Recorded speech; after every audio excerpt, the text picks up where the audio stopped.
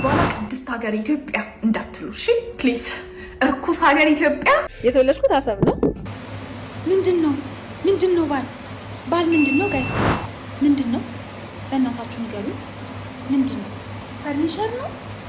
የኪችን እቃ ነው?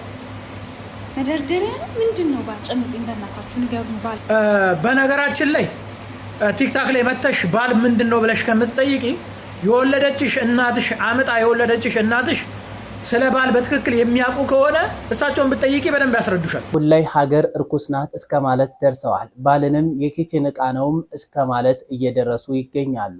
በኋላ ደግሞ የያዛችሁት ሃይማኖትም እርኩስ ነው እስከ ማለት ላለመድረሳቸው ምን ማረጋገጫ አለን? ፌሚኒስቶች ጉዳዩን በጣም እየለጠጡት ይገኛሉ። ለመሆኑ ይህ ጉዳይ ቆም ተብሎ መመርመር የለበትም ትላላችሁ? በኢትዮጵያ እነ ጆርጅ የሚያራምዱት በእህቶቻችን ስቃይ፣ በእህቶቻችን መደፈርና መገደል። ታዲያ እነዚህ አክራሪዎች በየቦታው ነው ያሉት። የኢትዮጵያ ማህበረሰብ በለቅሶ በተለያየ ሁኔታ ተግባብቶ የሚኖረውን ማህበረሰብ ለማለየት የማይፈነቀለው ድንጋይ የለም።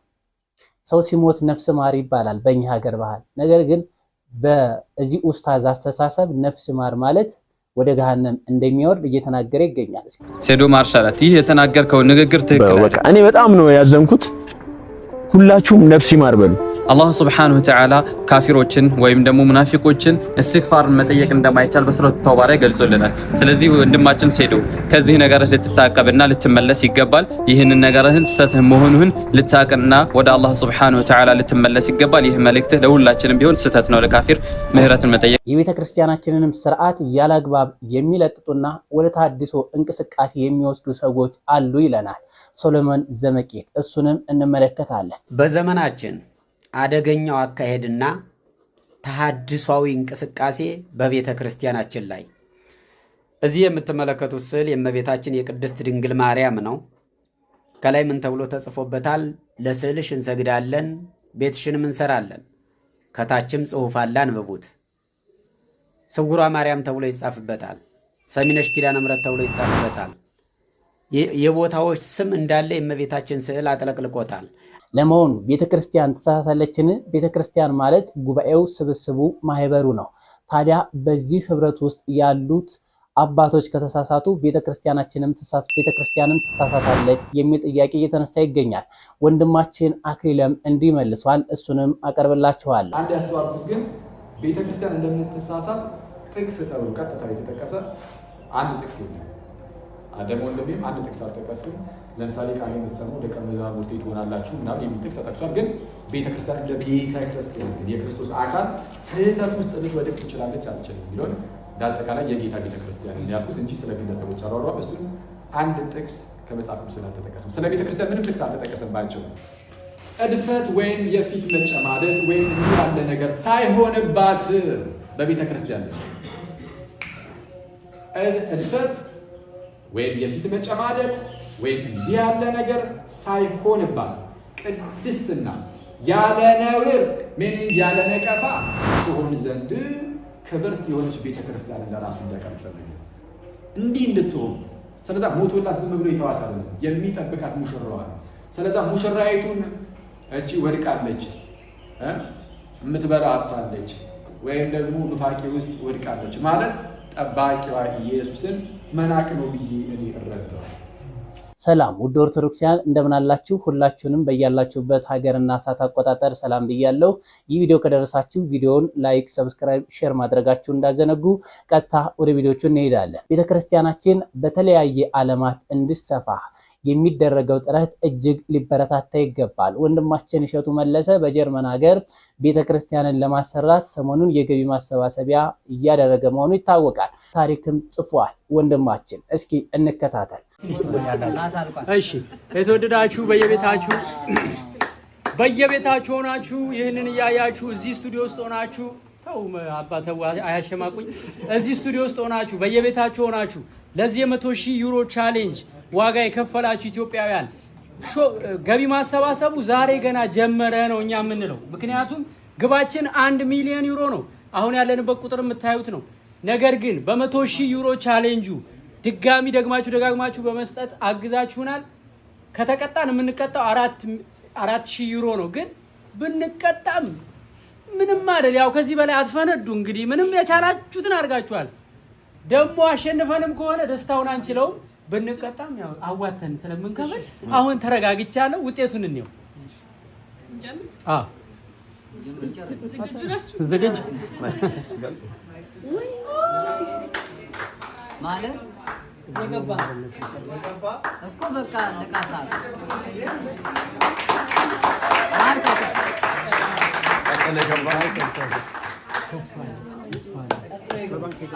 ቀጥሎ ገብቷል። ይሄም ገብቷል።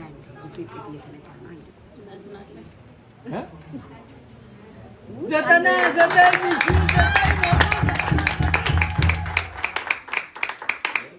ድርድር የለው። የመጨረሻው የመጨረሻው የገባው የመጨረሻው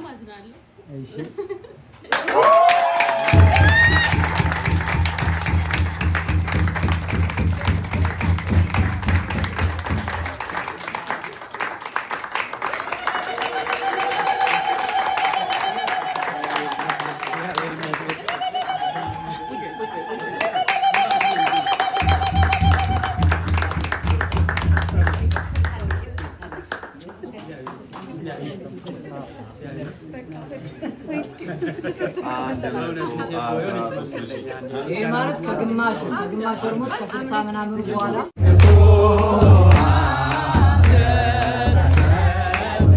ለወንድማችን እሸቱን ሁላችሁንም እናመሰግናለን። ቤተክርስቲያናችን ከዚህ በላይ በዓለም አደባባይ ገና ከፍ ብላ ትገኛለች። ቸሩ እግዚአብሔር እናንተን እንደዚህ እንድታሰባስቡን እህት ወንድሞቻችን ኦርቶዶክሳውያን ባንድ እንዲሰባሰቡ ስላደረገ ይክበር ይመስገን። እንደዚሁ ደግሞ ቤተክርስቲያናችን ስርዓቷ፣ ድግሟ፣ ቀኖኗ ያላግባብ ሲሸራረፍና ሲለጠጥ ዝም ብሎ ማየት አያስፈልግም። ሶሎሞን ዘመቂት ይህንን መረጃ እንደዚህ አጋርቶናል። አብረን እንከታተል። በዘመናችን አደገኛው አካሄድና ተሐድሷዊ እንቅስቃሴ በቤተ ክርስቲያናችን ላይ እዚህ የምትመለከቱት ስዕል የእመቤታችን የቅድስት ድንግል ማርያም ነው። ከላይ ምን ተብሎ ተጽፎበታል? ለስዕልሽ እንሰግዳለን፣ ቤትሽንም እንሰራለን። ከታችም ጽሑፍ አለ፣ አንብቡት። ስውሯ ማርያም ተብሎ ይጻፍበታል። ሰሚነሽ ኪዳነ ምሕረት ተብሎ ይጻፍበታል። የቦታዎች ስም እንዳለ የእመቤታችን ስዕል አጥለቅልቆታል። አባቶቻችን ያቆዩን እኛ የምናውቀው በቤተ ክርስቲያን ውስጥም እያየነው ያደግነው እሳ ከስዕሏ ላይ ምን ተብሎ ነው የሚጻፈው? ምስለ ፍቁር ወልዳ ብቻ ከተወደደው ልጇ ጋር ተብሎ ነው የሚጻፈው። አሁን ላይ ግን እመቤታችን በየቦታው ሌላ ክፍልፍል አድርገው የስውሯ ሌላ፣ የሰሚነሿ ሌላ፣ ደግሞ በሌላ ቦታ ያለችው ሌላ ብሎ ሰው እንዲያስብ ምዕመናኑ እንዲያስብ ተደርጎ እየተቀረጸ ነው። የስዕሎቻችን ጉዳይ ተውት፣ ከተበላሸው ቆይቷል። ተው የሚልም ጠፍቷል። አንድ ሰዓሊ የመሰለውን ስሎ ብቻ ውበት ይኑረው እንጂ ካቀረበ መቀበል ሆኗል። ግድግዳ ላይ መለጠፍ ሆኗል ነገሩና ይህ ነገር እንዴት እያያችሁት ነው ወገኖች? አሳስቧችሁ አያውቅም? ስዕላት ላይ የእኛን ሐሳብ መጻፍ አያሳስብም? አያስደነግጥም? ኧረ ተው፣ በወላዲተ አምላክ ተው። የአባቶቻችን መንገድና ክብር።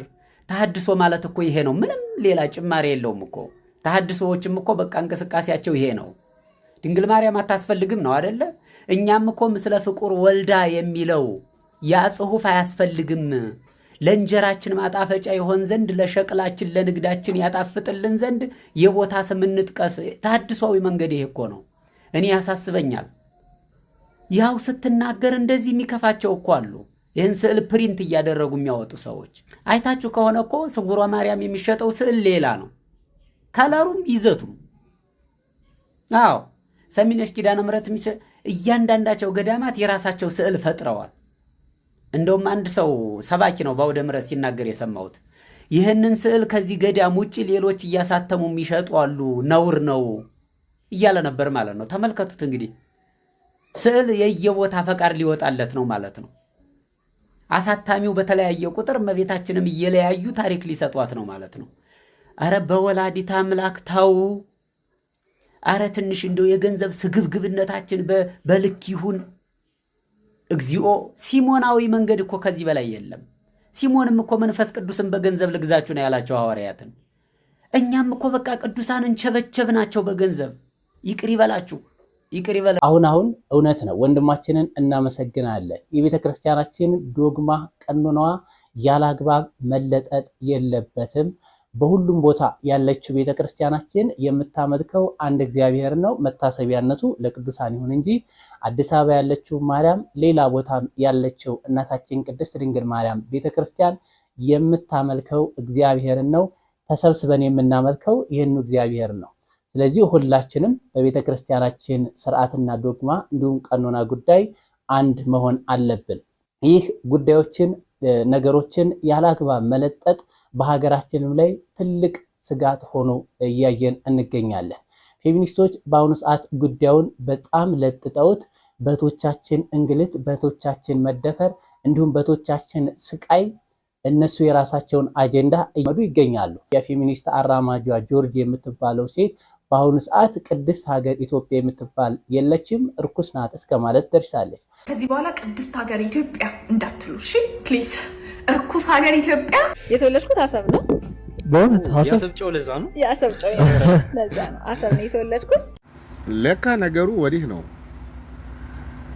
ለካ ነገሩ ወዲህ ነው። በነገራችን ላይ አንድ ኢትዮጵያዊ ኢትዮጵያ ውስጥ በሚደረግ ነገር ላይ ተናዶ ኢትዮጵያን እንደዚህ ቢረግም ሀቅ አለው፣ መብቱ ነው። ሀገሩ ነች፣ ባለቤት ነው።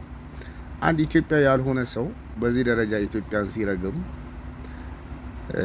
ያስተዛዝባል። እህቶቻችን ከእንደዚህ አይነት መርዘኞች ራሳችሁን ጠብቁ። ከእንደዚህ አይነት ሴረኞች፣ የሆነ ተልዕኮ ይዘው ከመጡ ሰዎች ራሳችሁን ጠብቁ። እኛንም ከምንወዳቸው እህቶቻችን ለማለያየት፣ የምንወዳቸው እህቶቻችን እኛን እንዲጠሉ ለማድረግ፣ የምንወዳቸው ሴት ልጆቻችን እኛን እንዲጠሉ ለማድረግ ቀን ከሌት ትለፋለች። የኢትዮጵያን እሴት ለመሸርሸር ቀን ከሌት ትለፋለች። ባልን የኪችን ዕቃ ነው ምንድነው እያለች እንደዚህ በትዳር ላይ በቅዱሱ ጋብቻ ቤተክርስቲያናችን ቅዱስ አድርጋ ሐዋርያው ቅዱስ ጳውሎስ በተቀደሰው ጋብቻ ሁሉም የሰው ልጅ እንዲኖር፣ በምንኩስና መኖር የቻለ በምንኩስና እንዲኖር፣ መኖር ያልቻለ ደግሞ በቅዱስ ጋብቻ እንዲኖር የተባለውን ቅዱስ ጋብቻ ኢትዮጵያኖች እንዲጠሉት፣ የኢትዮጵያ ሴቶች እንዲጠሉት እያደረገች አንድን አካል ብቻ እያነቃቃች ትገኛለች። ምንድነው ባል ምንድነው? ጋይስ ምንድነው? በእናታችሁ ንገሩ። ምንድነው? ፈርኒቸር ነው? የኪችን ዕቃ ነው? መደርደሪያ ነው? ምንድነው? ባል ጨምቁኝ፣ በእናታችሁ ንገሩ። ባል በነገራችን ላይ ቲክታክ ላይ መተሽ ባል ምንድነው ብለሽ ከምትጠይቂ የወለደችሽ እናትሽ አምጣ የወለደችሽ እናትሽ ስለ ባል በትክክል የሚያውቁ ከሆነ እሳቸውን ብትጠይቂ በደንብ ያስረዱሻል። ምናልባት እንዳንቺ ሲንዘላዘሉ ካልወለዱሽ አንቺ አሁን ስለ ባል ምንም ትርጉሙ ሊገባሽ አይችልም። ምክንያቱም የምትተኙ ከሴት ጋር የወንድ ልጅ ባል ምን እንደሆነ ወንድ ልጅ ባል ለምን እንደተባለ አታውቂ። ከዛ ውጭ ደግሞ ከእናትሽ ውጭ እኔ ትንሽ እንድነግርሽ የምትፈልጊ ከሆነ ባል ማለት ከአንድ ጥሩ እና መልካም ትዳር የምትፈልግ የትዳር አጋር የምትፈልግ ሚስት የሆነች ሚስት የሚባለው ቃል ልክ እንደ ባል ጠንካራ የሆነ ቃል ስለሆነ ማለት ነው። ባል ማለት ለሚስቱ የሚኖር ከወለደም ለልጆቹ የሚኖር ለሚስቱ ቤተሰብ የሚኖር ለራሱ ቤተሰብ የሚኖር ለልጆቹ የሚኖር ጥሮ ሰርቶ ለፍቶ ግሮ በላቡ የሚበላ ቤተሰቡን የሚያግዝ የወለዳቸውን የሚንከባከብ ሚስቱን የሚንከባከብ ማለት ነው። ከቻለ ደግሞ የእሷን ቤተሰቦች እላፊ የሚያስተዳድር ከቻለ የራሱን ቤተሰቦችም ጨምሮ የሚያስተዳድር ማለት ነው ባል ማለት። ባል ማለት ለቤት ምሰሶ ጠንካራ ማለት ነው። ባል ማለት ለትዳራቸው መሰረት ማለት ነው። በዚህ አጋጣሚ እዚህ ጋር መተሽ መጠየቅ የማይገባሽም ትክክለኛ አሁንም ደግም የምነግርሽ ትክክለኛ ባል ማለት ምን ማለት ነው ብለሽ እናትሽን ጠይቂያቸው። አንቺው ስለማይገባሽ አንቺው ምንም ከሴት ጋር ስለምትተኛ አይገባሽም። ስለ ባል ጥቅሙ ስለ ባል የሚባለው ጥቅሙ አይገባሽም። ከሴት ጋር ነው የምትተኝ። ስለዚህ ባል ማለት በባህል በሃይማኖት እንዲሁም ደግሞ በህጋዊ መንገድ ከሴቷ ወይም ከሚስቱ ጋራ በአጋርነት ተፈራረመ በኋላ ቤቱን መምራት የሚችል ደጋፊ መሪ ከሚስቱ ጋር በመተባበርና በመፈቃቀር አብሮ የሚኖር አጋር ባል ይባላል። ትክክለኛ ትርጉሙ ይሄ ነው።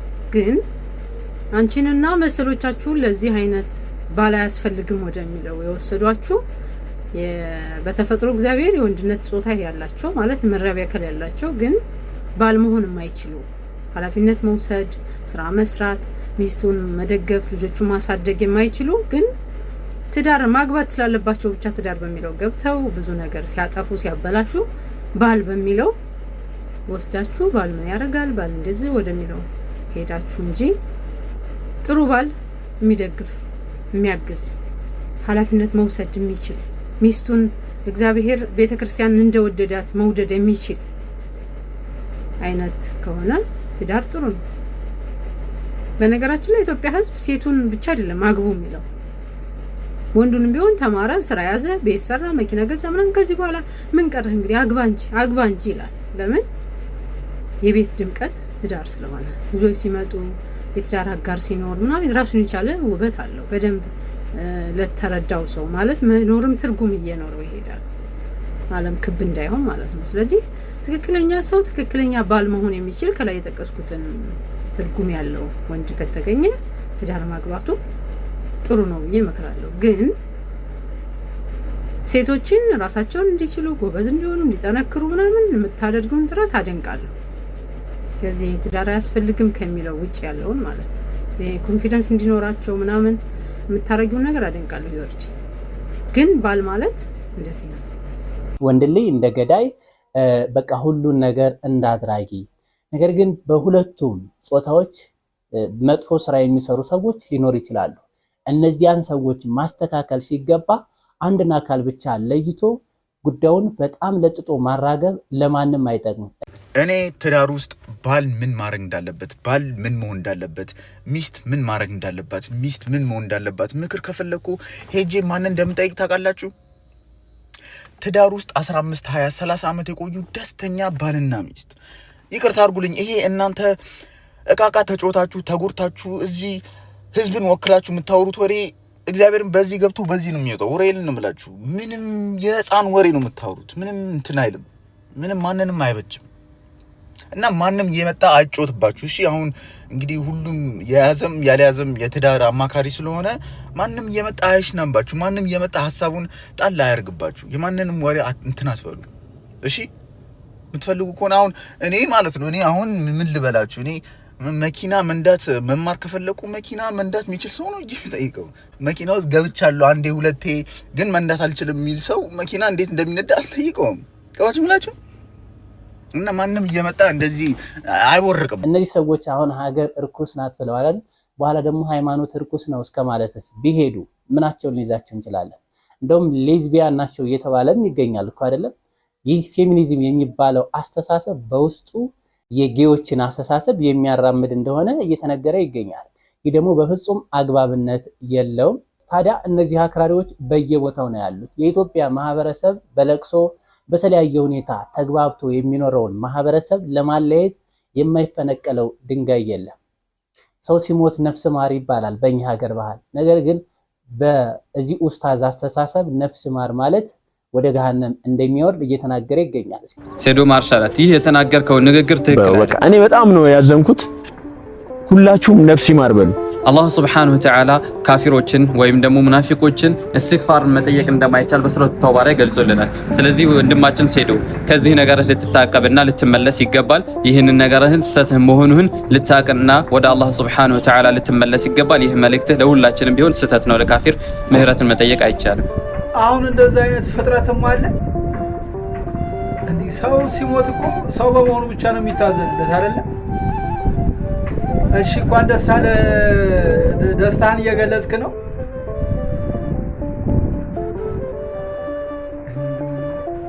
መናገር ራሱ እኮ ያቅታል ጎበዝ። አሁን እንደዚህ አይነት በዚህ ልክ ቢከድ ሌላ ንጹህ የሆኑ ደግሞ ወንድሞች ሊኖሩ ይችላል። ይሄ ግን ከምን አንፃር ነው አሁን ይሄ እንደዚህ አይነት ከዚህ ልጅ ጋር እንትን የምትሉ ሰዎች? አሁን ይሄ እንደ ኡስታዝ እንደው ይሄ ይመከራል?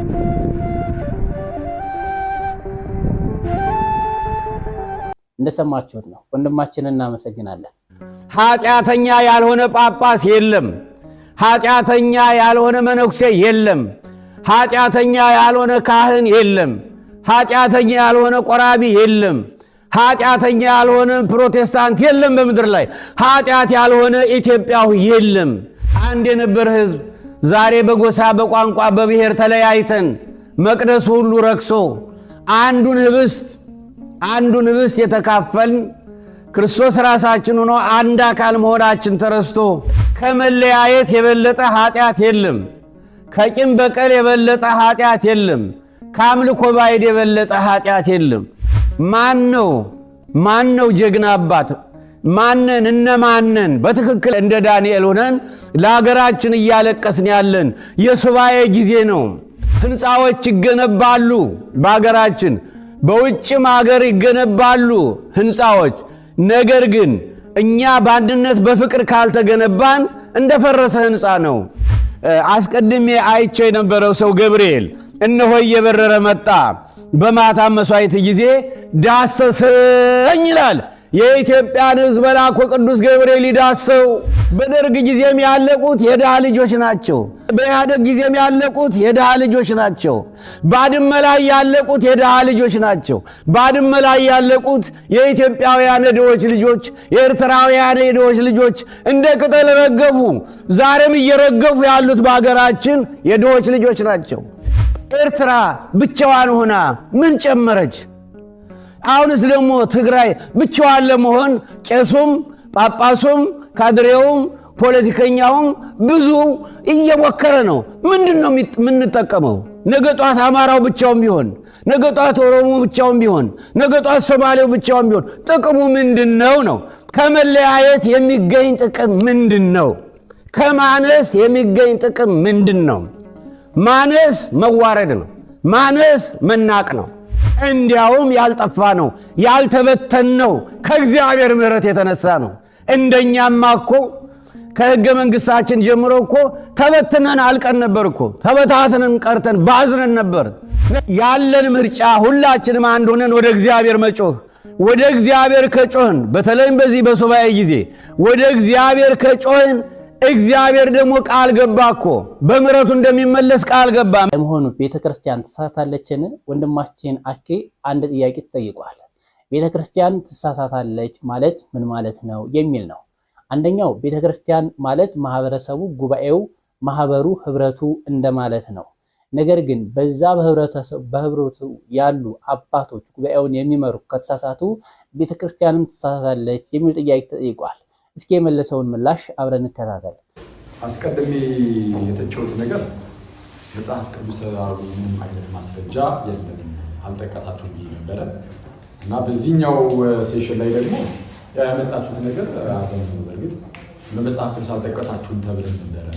እንደው ለሁሉም ነገር አንጥቀስ ብለን ነው እንጂ አለና ያመጣው ገላትያ 1:2 ደግሞ የሚለው ምንድነው? ጳውሎስ መልእክቱን የጻፈው ለገላትያ አብያተ ክርስቲያናት ነው። የገላትያ አብያተ ክርስቲያናት ቤተክርስቲያኖች ኢቭን አሁን የሆነች አካባቢ ላይ ስላለች ቤተክርስቲያን የተወራው እንደዛም ሆኖ ግን ቤተክርስቲያኒቱ ሙሉ በሙሉ ስህተት ውስጥ ወድቃለች አልተባለም። አንዳንዶች ስህተትን የሚያመጡ አሉ፣ አንዳንዶች ደግሞ እንደዚህ የሚሸወዱ አሉ። ወደዚህ ፈጥናችሁ አትግቡ፣ ወደዚህ አይነት ስህተት ፈጥናችሁ አትግቡ እያለ ምክርን ይሰጣል።